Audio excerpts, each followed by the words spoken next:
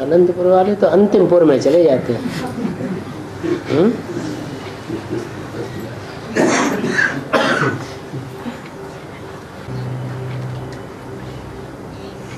कुछ है इधर, निकालो।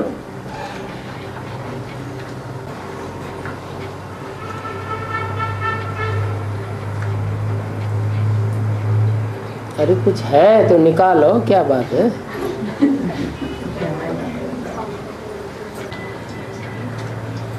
क्या हुआ? कौन सा घोड़ा दौड़ के आया? वापस चला गया? ब्रह्मा विष्णु शंकर तीनों को भक्ति मार्ग में पुरुष को दिखाया है। लेकिन एक पुरुष और दो माताएं हैं ना। रुद्रमाला में नारी से लक्ष्मी। अब एक ही बात पूछो ना, दो दो बातें बाद में। तो मूर्ति में, भक्ति मार्ग में तीनों मूर्तियों को पुरुष रूप में दिखाते हैं, और ज्ञान मार्ग में दो माताओं के रूप में, ब्रह्मा और वैष्णवी देवी के रूप में, और तीसरा पुरुष रूप में दिखाया है। तो भक्ति मार्ग में जो भी मार्ग चल रहा है वो चलाने वाले मोस्टली निवृत्ति मार्ग वाले हैं या प्रवृत्ति मार्ग वाले? प्रवृत्ति मार्ग हैं। भक्ति मार्ग वाले जो चला रहे हैं भक्ति मार्ग, शास्त्र वास्त्र लिखते हैं, शास्त्र दूसरों को सुनाते हैं, भक्ति मार्ग के कर्म कांडों में लोगों को रमाते हैं, वो गुरु लोग वो निवृत्ति मार्ग के हैं मोस्टली या प्रवृत्ति मार्ग के हैं? निवृत्ति मार्ग के हैं। तो उन्होंने पुरुष ही पुरुष रख दिए तीनों। और शिव बाबा तो प्रवृत्ति मार्ग में आता है और प्रवृत्ति का ज्ञान सिखाता है। तो वहां माताएं दो कर दी और पुरुष एक कर दिया। और वो अकेला पुरुष भी कुछ नहीं कर पाता है। स्वर्ग के गेट कौन खोलती हैं? माताएं खोलती हैं।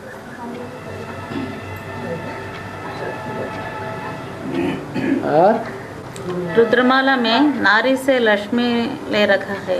हाँ। कि नारी नारायण का लक्ष्य किया। हाँ, तो क्या नारायण बनेगी ना? रुद्रमाला में नारी से लक्ष्य तन भले स्त्री के हों, लेकिन स्वभाव संस्कार से पुरुष होते हैं। क्या? जो भी रुद्रमाला में आने वाली आत्माएं हैं वो जन्म जन्मांतर का स्वभाव संस्कार उनमें पुरुष जन्म लेने का ज्यादा है या स्त्री जन्म लेने का ज्यादा है? पुरुष जन्म के ज्यादा है उनमें स्वभाव संस्कार। तो भले आखिरी जन्म में कोई हिसाब किताब पूर्व जन्म का ऐसा बना है कि आखिरी जन्म में उनको स्त्री चोला लेना पड़ा है, लेकिन फिर भी उनके जन्म जन्मांतर के स्वभाव संस्कार पुरुषों के हैं। इसलिए स्त्री चोला होते हुए भी नारी से लक्ष्मी बनने का मादा उनके अंदर नहीं आ सकता। क्यों नहीं आ सकता? क्योंकि संस्कार भरे हुए। आखिरी में क्या बनेंगे? नारायण ही बनना है उनको। लेकिन मुरली में तो ऐसे नहीं कहा है कि नारी से कोई नारायण बनेंगे। कहा है क्या? नर से नारायण। नर से नारायण बनेंगे। तो नारी कैसे नारायण बन जाएंगे? हैं? आज की दुनिया में भी ऐसे होता है। कोई के अंदर है तो पुरुष चोला, लेकिन स्त्री के संस्कार ज्यादा दिखाई पड़ते हैं तो धीरे धीरे उनका चोला चेंज हो जाता है, स्त्री बन जाता है। ऐसे ही जैसे पुरुष स्त्री बन जाते हैं, वैसे ही स्त्रियां भी बहुत सी ऐसी देखी जाती हैं इस दुनिया में कि उनके हार्मोन्स चेंज होते हैं और वो पुरुष बन जाते हैं। तो जब इस दुनिया में ही ये देखा जाता है तो वो आने वाली दुनिया में, आगे आने वाली दुनिया में वो नहीं हो सकता क्या? उसको सेकंड डे बोलते हैं। इसलिए उसको सेकंड डे बोलते हैं। हाँ, स्वभाव संस्कार के अनुसार वो टाइम टू टाइम चेंज होते रहते हैं। और यमुना में माया प्रवेश है और यमुना में कालिया नाग रहता है। और वो कलयुग में कार्य कर रही है। हाँ। ये बात यमुना को पता है क्या? यमुना को अगर पता हो तो पुरुषार्थ न करे कालिया नाग को निकाल फेंकने का, है? वो दिल के अंदर बस जाता है तो अब वो ये थोड़ी देखा जाता है कि ये खराब है या अच्छा है। दिल के अंदर बस गया सो बस गया। हाँ। जगदम्बा ने मम्मी की कोर्स कौन कर रहे थे बाबा? है? छोटी मम्मी की कोर्स कौन कर रहे थे? कौन सी? छोटी मम्मी हाँ, आया तो वो कोर्स कौन कर रहे?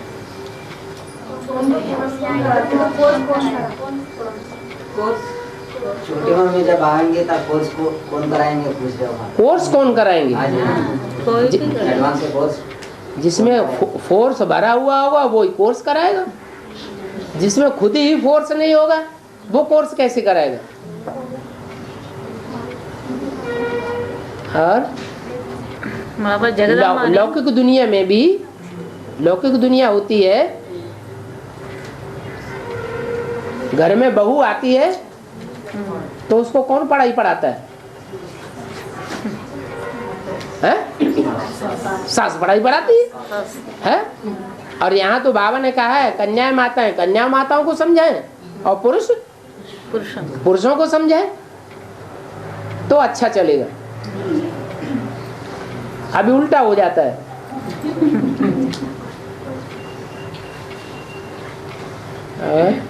जगदम्बा ने ज्यादा भगवान से मिलन मनाया है। उनका यादगार बड़ा मेला है। वैसे ही और नदियां है ना। उन्होंने तो कम मिलन मनाया। तो छोटा मेला लगता है, मनाया है।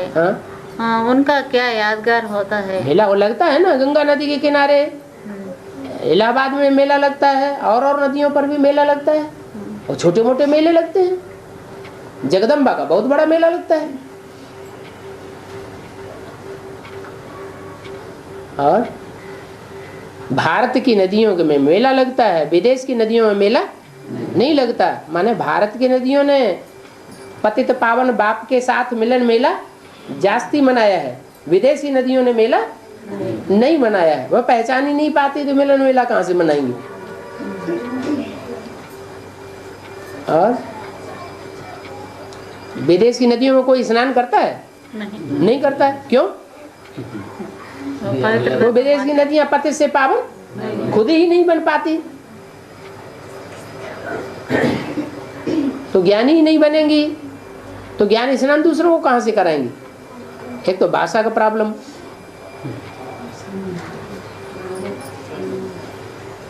और बस हो गया।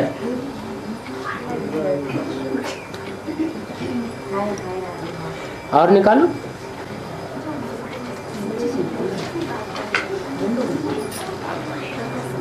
उठाओ उठाओ वो रजिस्टर उठाओ।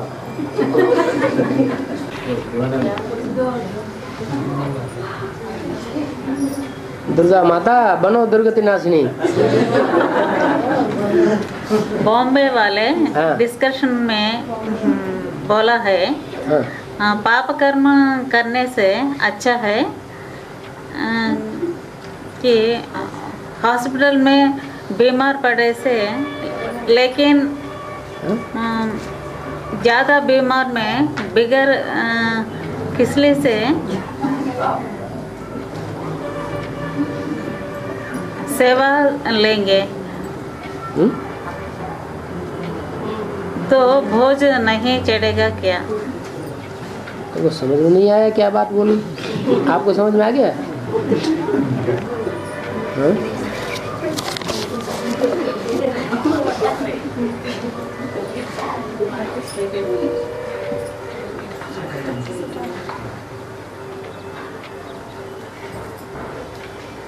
पाप कर्म करने से अच्छा है कि हॉस्पिटल में बीमार पड़े रहें।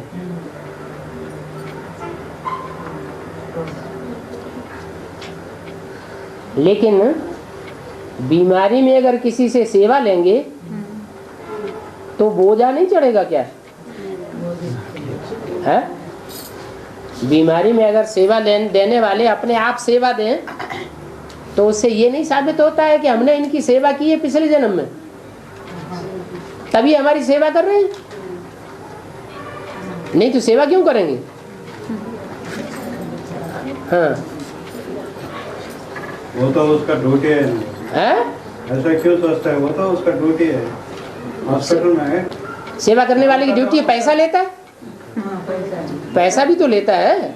हाँ। और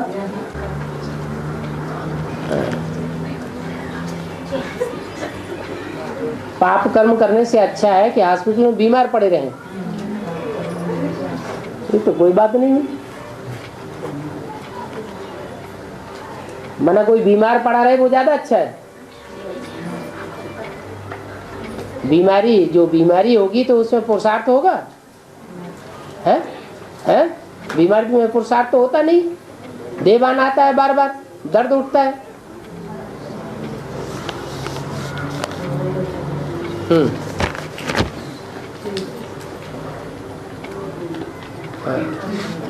2018 में संगमी लक्ष्मी नारायण का प्रत्यक्षता रूपी जन्म होता है और अभी भी बाप का पाठ संगमी की लक्ष्मी नारायण का प्रत्यक्षता रूपी पाठ प्रत्यक्षता रूपी जन्म होता है। संगमी की लक्ष्मी नारायण का जन्म होता है। फिर 76 में किसका जन्म होता है? सच्चे की लक्ष्मी नारायण का, सच्चे की राधा कृष्ण का जन्म होता है 2018 में। अगर 18 में लक्ष्मी नारायण का जन्म होता है, संगम की लक्ष्मी नारायण का, तो सन 76 में किसका जन्म होता है? उल्टम पलटम।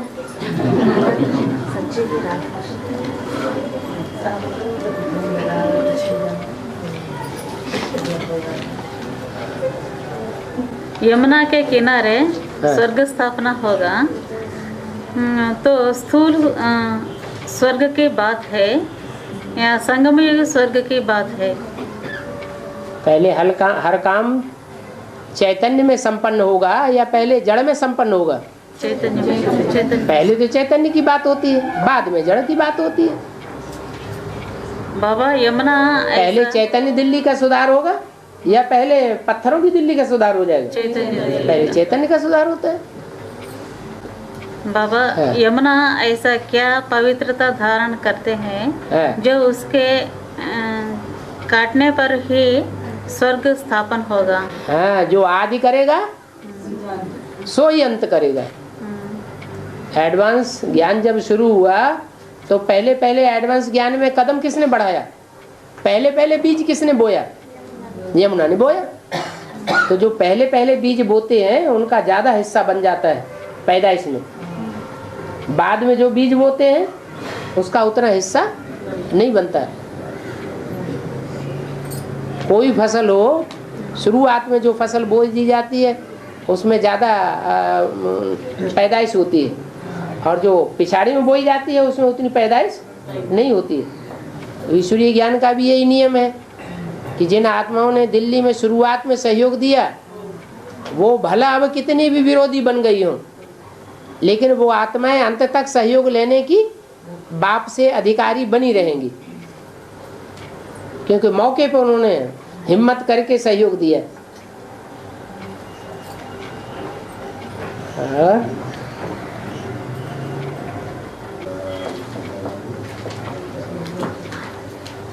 एक पीछे और आया कागजी घोड़ा।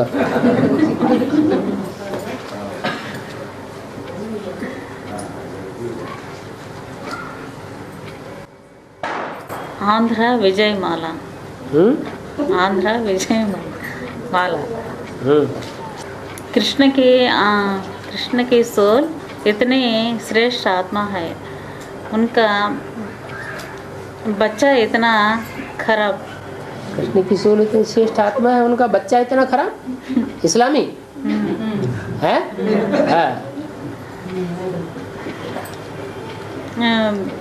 दुष्ट कैसे बना? दुष्ट कैसे बना? पूर्व जन्मों का हिसाब किताब है, माँ का पार्ट है ना। तो माताएं जो हैं वो मोह किससे लगाती हैं? बच्चों से मोह लगाती हैं। जिनसे मोह लगाती हैं उनके साथ हिसाब किताब बनता है कि नहीं? ब्रह्मा की सोल ने हिसाब किताब बांधा होगा, तो वो हिसाब किताब संगम युग में भी आ जाता है सामने। वही फिर सतयुग में वही बच्चे फिर सतयुग में पैदा होते हैं जाके। सारे कर्म किए हुए तो अपने हैं ना, न कि कोई दूसरे ने किए।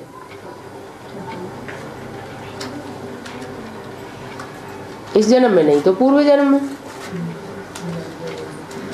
इस जन्म में तो ब्रह्मा के द्वारा इसलिए अच्छे कर्म हुए कि शिव उसमें प्रवेश था। क्या ब्रह्मा ने इतना सहन शक्ति का पार्ट बजाया, तो पूर्व जन्म में क्यों नहीं बजा लिया? बजाया क्या? नहीं बजाया। वो तो शिव की ताकत है कि शिव ने प्रवेश करके उनमें माँ का पार्ट बजा दिया। तो ये थोड़ी कह सकते कि ब्रह्मा का इतना श्रेष्ठ पार्ट है सहन शक्ति का, तो ऐसे को पत्ते बच्चे कैसे पैदा हो गए? पूर्व जन्मों का हिसाब किताब। और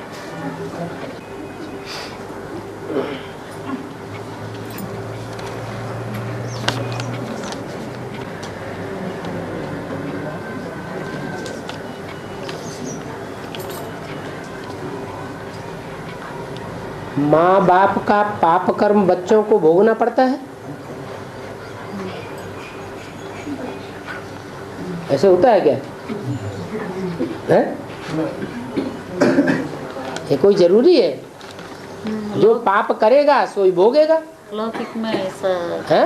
लौकिक में ऐसा कहते हैं बाबा। कैसा? माँ बाप का पाप कर्म का भोग बच्चों पर पड़ता है, और माँ बाप के पुण्य कर्मों का भोग वो भी तो फिर तो बात बराबर हो गई। हाँ।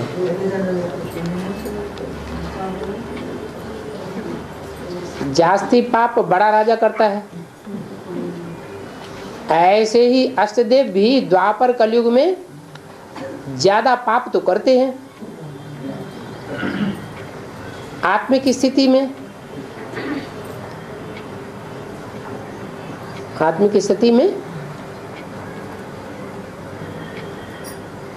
क्या है? आत्मिक स्थिति में करते हैं। द्वापर कलयुग में आत्मिक स्थिति होती कहाँ है? नहीं है? नहीं। द्वापर कलयुग में तो आत्मिक स्थिति होती नहीं। हाँ, श्रीमत पर चलने और न चलने के संस्कार कहाँ भरे जाते हैं? संगम युग में। कोई तो आत्मा ऐसी होंगी जिन्होंने श्रीमत पर जास्ती चलने का संस्कार भरा होगा। मनमत पर और मनुष्य मत पर चलने का संस्कार नहीं भरा है, श्रीमत पर चलने का संस्कार ज्यादा भरा है। तो द्वापर कलयुग में भी वो देहधारी के धर्म गुरुओं की मत पर चलेंगे, या जो उन्होंने संगम युग में श्रेष्ठ कर्म करना सीखा है वो कर्म करेंगे। श्रेष्ठ कर्मों का संस्कार चलेगा उनका।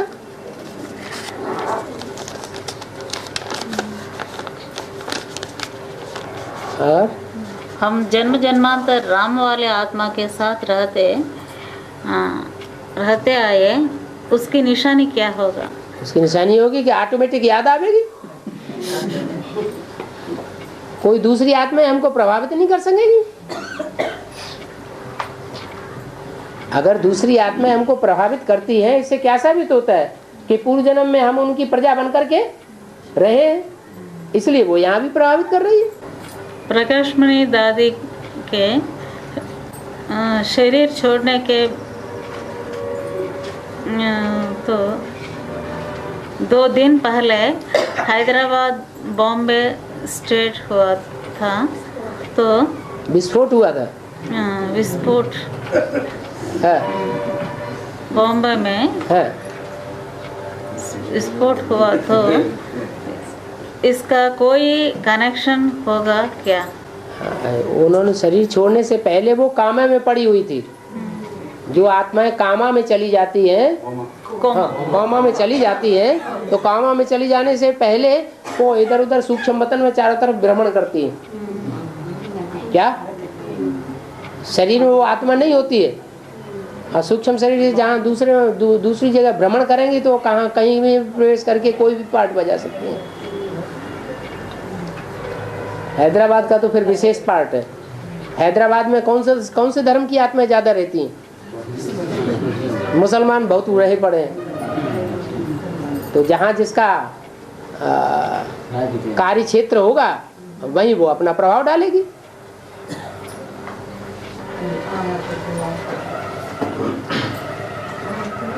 जैसे बम्बई वाली पहली पार्टी जब कंपिल में भट्टी करने गई, पहली पार्टी गई, तो बम्बई में बड़े बड़े विस्फोट हो गए थे।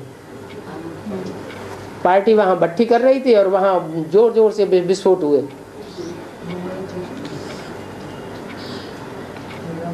तो हिसाब किताब बना हुआ है। और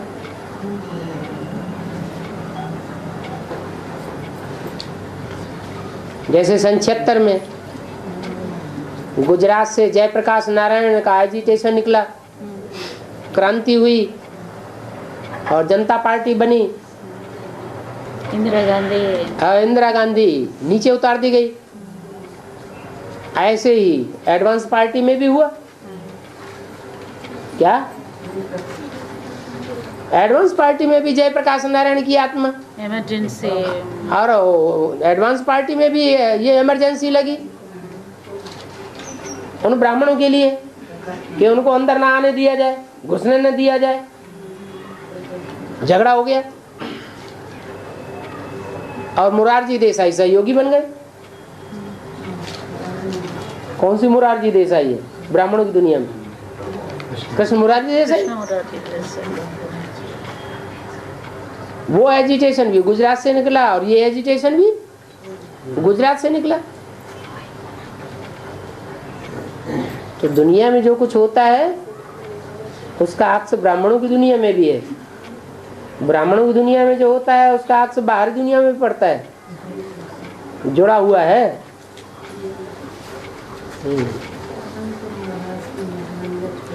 पुरानी दिल्ली यमुना है क्या? फिर नई दिल्ली मम्मा है क्या? प्रकृति माया का स्वागत किए ऐसे बोले तो क्या प्रकृति माता नहीं जानती? क्या ये माया हमारे विरुद्ध है, बाबा के विरुद्ध है?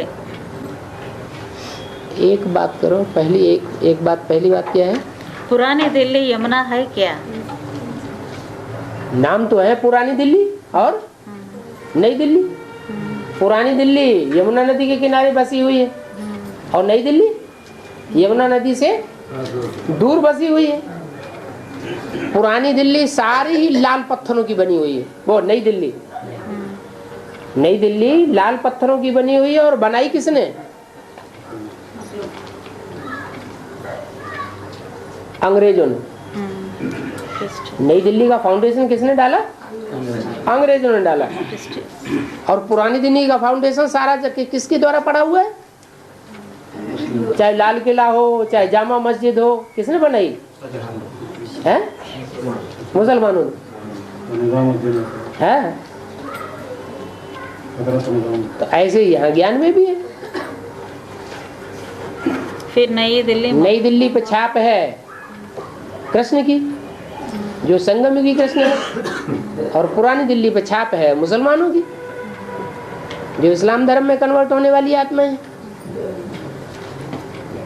और प्रकृति माया का स्वागत किए ऐसे बोले तो क्या प्रकृति माता माया का स्वागत नहीं, प्रकृति ने माया से हाथ मिला लिया है, ये बोला है संदेश में। प्रकृति माता ने माया मौसी से हाथ मिला लिया है। मना रावण के 10 सिर है ना, 5 तो विकार वो माया के रूप हो गए, काम क्रोध लोभ मोह अहंकार, और 5 सिर हैं प्रकृति के 5 तत्व, पृथ्वी, जल, वायु, अग्नि और आकाश। ये 5 तत्व जो हैं वो माया का रूप है। तो ब्राह्मणों की दुनिया में जो एडवांस पार्टी है उसके ऊपर माया का परछाया कितना भी पड़ता रहा हो, लेकिन एडवांस पार्टी हिली नहीं, अभी भी ज्यों की त्यों बनी हुई है। लेकिन जब माया के साथ प्रकृति जुड़ जाती है तब विकराल रूप हो जाता है माया का और प्रकृति का। प्रकृति इतनी तामसी विकराल रूप धारण करती है कि सारी दुनिया का विनाश कराने की निमित्त बन जाती है। तो एडवांस पार्टी में चलो मुट्ठ भर निकले हुए हैं, लेकिन सभी धर्मों के मौजूद हैं या सिर्फ सूर्यवंशी ही मौजूद हैं? सभी धर्मों के। तो सभी धर्मों के चले जाएंगे स्वर्ग में, है? सभी धर्मों के स्वर्ग में जाएंगे या सिर्फ जो देवी देवता सनातन धर्म के पक्के सूर्यवंशी होंगे वो जाएंगे? पक्के सूर्यवंशी होंगे वो जाएंगे। इसलिए बोला है मुरली में, अव्यक्तवाणी में भी, एक भी पावरफुल संगठन तैयार होने पर एक दूसरे को खींचते हुए अंत में 108 की माला का संगठन एक हो जाएगा। माने एक ग्रुप पहले तैयार होगा सूर्यवंशी, और सूर्यवंशी ग्रुप तैयार होने के बाद फिर दूसरे दूसरे वंशों के ग्रुप को खींचते जाएंगे, और खींच खींच करके वो 108 की माला 9 ग्रुप की तैयार हो जाएगी।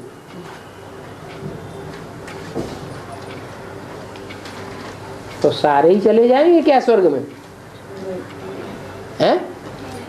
सारे नहीं जाएंगे। माया और प्रकृति दोनों मिलकर के सब सत्यानाश कर देंगे। भयंकर परीक्षा सामने खड़ी हुई है।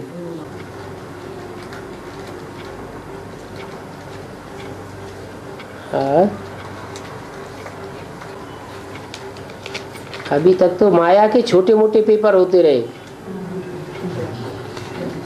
अभी लास्ट में होगा क्या फाइनल पेपर। पेपर भी बता दिया पहले से। क्या पेपर बताया? नष्टो मोहा स्मृति लब्धा। फिर भी जिसका जिसका पूर्व जन्मों का जहां जहां मोह लगा हुआ है वो खींच लेगा।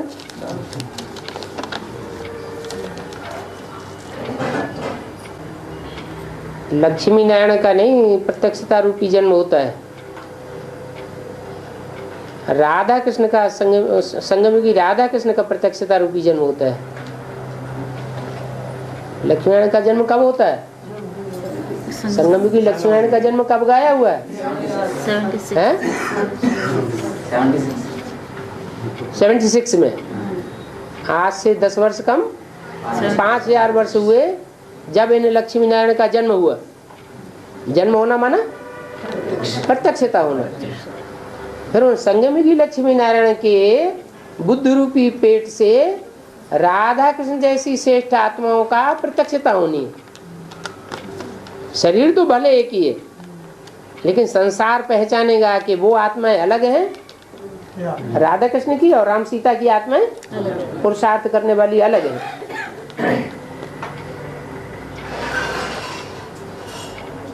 हाँ, तो सदगुरु का पार्ट कब से कब तक? जब प्रत्यक्षता हो जाएगी फिर सदगुरु, और सदगुरु का पार्ट